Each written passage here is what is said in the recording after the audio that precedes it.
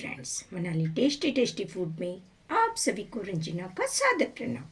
Friends, आज मैं बना रही हूँ बच्चों के बेहद पसंदीदा स्प्रिंग रोल। तो यहाँ मैंने कुछ वेजिटेबल्स लेके रखा है। यहाँ मैंने कैबेज, ओनियन, बीटरूट, शिमला मिर्ची, कैरट और छोटा सा अदरक का टुकड़ा लेके रखा है। अब इसको मैं आप लोग को काट के दिखाऊंगी। अब इस तरह से मैं बीच से एक बार काट लेती हूँ, 1/4 करूँगी।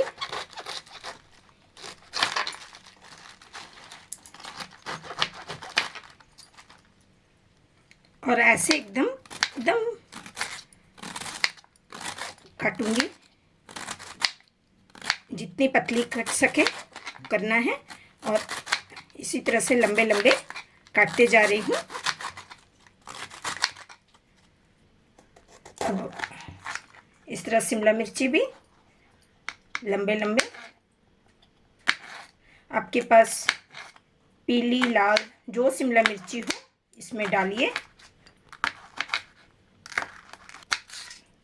और इसके मैंने सीड को निकालकर बाहर कर दिया है।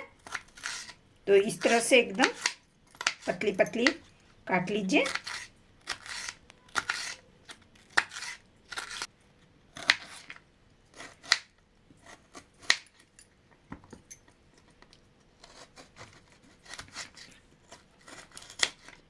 अब उसी तरह से कैरेट को भी एकदम सभी को एकदम पतली पतली काटना है। अब प्याज को ऐसे मैं काटूंगी और बीच से 2 भाग करके इस तरह से काट लेती हूँ। तो फ्रेंड्स, यहाँ कैबेज, शिमला मिर्ची, कैरट, ओनियन और बीट और कुछ लहसुन के टुकड़े करके रखा है और अदरक के टुकड़े। तो यहाँ मेरी सब्जियाँ कट चुकी हैं। अब मैं एक कढ़ाई चढ़ाई हूँ इसको सौटे करने के लिए। अब रिफाइन ऑयल डाल रही हूँ। तो यहाँ मैं 4 बड़े चम्मच अभी रिफाइन ऑयल डाली हूँ। अब लहसुन डाल रही हूँ, अदरक, ओनियन, एक एक करके सभी सब्जियां इसमें डाल दूंगी।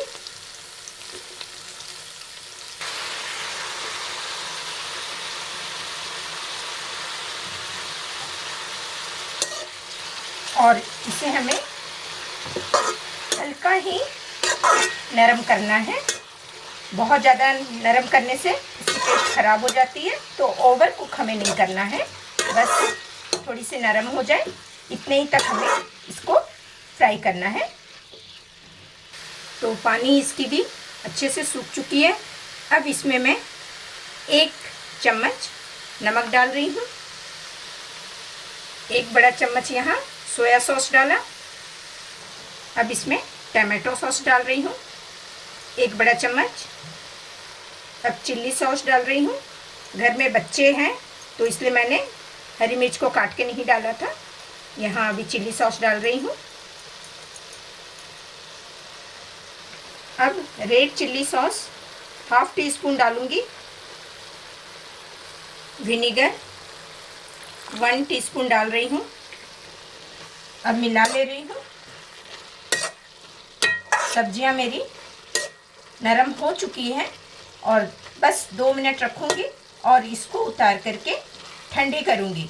इसमें पानी बिल्कुल भी नहीं रहना चाहिए। फ्रेंड्स, अब यहाँ मैं एक छोटी मैगी को बॉईल करके इसमें डाल रही हूँ। ऐसा मैंने कई बार बनाया है और स्प्रिंग रोल के टेस्ट बहुत अच्छे आते हैं। इसके जगह आप आटा नूडल्स भी मिला सकते हैं। तो यहाँ मैंने एक छोटी ही मैगी को सिर्फ हल्का सा बॉईल करके डाला है। फ्रेंड्स, अब मैं सीट की तैयारी कर रही हूँ। तो यहाँ 1 बाउल यहाँ कॉर्नफ्लोर डाला अभी और 3/4 यहाँ मैंने कटोरा मैदा डाला है। अब इसमें मैं थोड़ी थोड़ी पानी डाल करके एकदम एक घोल तैयार करूँगी। यहाँ हमें नमक नहीं डालना है, नमक डालने से सीट चिपकने लगती है पैन में। तो एक पतली घोल मैं अब तैयार कर रही हूँ। तो इस तरह से हमें मिलाते जाना है और जैसे जैसे हमारी घोल पतली होगी वैसे वैसे हमारे हाथ में जो है मैदा या कॉर्नफ्लोर चिपकना बंद हो जाएगा। तो एक डायरेक्शन में इस तरह से मैं मिला रही हूँ। अब फ्रेंड्स, मैंने यहाँ पैन गरम करने के लिए रखा है। अब यहाँ एक टिप्स ये बता रही हूँ कि अभी मैंने 1 चम्मच नमक डाल दिया और इसको थोड़ी सी मैं गरम करूँगी। तो पैन में नमक डाले हुए थोड़ी देर हो चुकी है, एकदम गरम हो चुकी है पैन।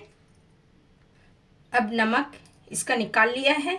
अब 2 से 3 बूंद यहाँ मैं डाल रही हूँ रिफाइंड ऑयल और एक प्याज को काट करके मैं यहाँ सब तरफ से फैला ले रही हूँ। इस तरह से करने से हमारी सीट जो है ये पैन में नहीं चिपकेगी। तो एक प्याज को यहाँ मैंने काट करके अच्छे से ऑयल को सब तरफ ग्रीस कर लिया है। अब यहाँ मैं इस तरह से रोल कर लूँगी। तो फ्रेंड्स देखिए, एक सीट तैयार हो गई है, इसको मैं निकालती हूँ। देखिए एक सीट तैयार हो गई है। जितना भी एक्स्ट्रा है पैन में डालने के बाद उसको फिर से वापस निकाल लेना है और इस तरह से ही मैं सारे करती हूँ। और हर सीट के बीच में मैं थोड़ी सी मैदा या कॉर्नफ्लोर कुछ भी छिड़क दूंगी ताकि आपस में चिपके ना। तो देखिए फ्रेंड्स, इस तरह से मैं एक एक करके सब सीट बना रही हूँ। डालने के बाद इस तरह से मैं फैला रही हूँ और एक्स्ट्रा फिर मैं उसी घोल वाले बाउल में डाल दे रही हूँ। और देखिए एकदम पतली सी हमारी सीट तैयार हो रही है। इस तरह से थोड़ी सी मैं सूखा कॉर्नफ्लोर डाल रही हूँ और सीट को फिर पलट ले रही हूँ। देखिए इस तरह से डालते जा रही हूँ। फ्रेंड्स, अब मैं यहाँ साइड से ऐसे कट कर लूँगी। तो थोड़ा सा स्क्वायर शेप में काट ले रही हूँ। अब मैं स्टफ़ को बीच में डालूँगी और उसी घोल को ऐसा साइड साइड में लगा दे रही हूँ। चारों तरफ लगा दूँगी। इस तरह से किनारा को डाल दूँगी और एकदम टाइट करके यहाँ मैं रोल तैयार करूँगी। फ्रेंड्स, इस तरह से मैंने छन्नी में डाल करके इसे अभी फ्राई करना शुरू किया है और अच्छे से हल्का गोल्डन कलर करके मैं फ्राई करूँगी। देखिए एकदम टाइट करके ही हमें फोल्ड करना है और लास्ट के सिरे में इस तरह से मैं घोल को लगा दे रही हूँ और इस तरह से हमारी एक फिर से रोल तैयार हो गई।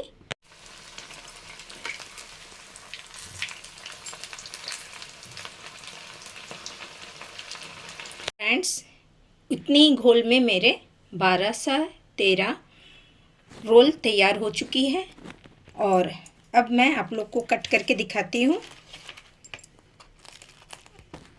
देखिए एकदम बहुत ही क्रिस्पी बनी है, साउंड से पता चल रही होगी और बहुत ही टेस्टी भी लगती है।